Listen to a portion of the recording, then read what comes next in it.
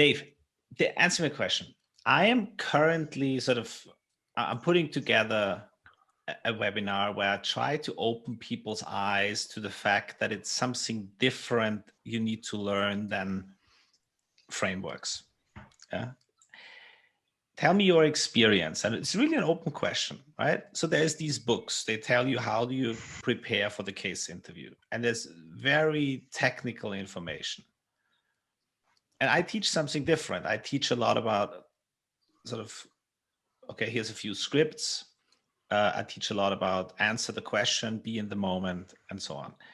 Now you tell me, like, this is really an open question. I want you to give me any, like, what's the balance? What's the truth here?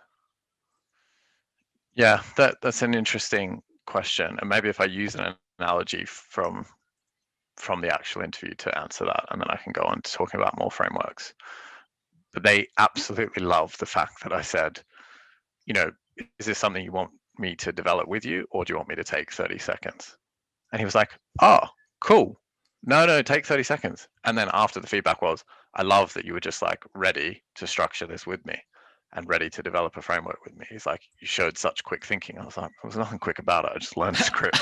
I told you the script. So that's kind of my analogy for, everyone who's looking through frameworks. Like, I didn't learn any frameworks until the end. I was like, let me just cross check to make sure. And then I actually think a framework hampers you because you don't answer the question. I had the first case was about monthly active users on a university mobile app. Like, your how are you gonna learn 50,000 frameworks for the 50,000 different questions they could ask you? Like, it's not an effective use of your time to have the impact. And if you're thinking about it, how can I have the greatest impact in terms of learning? I think you need to focus on the scripts, on mindset. Mindset's huge.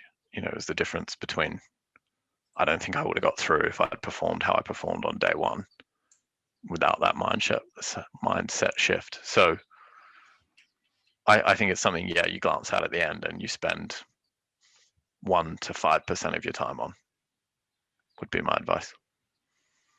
Interesting.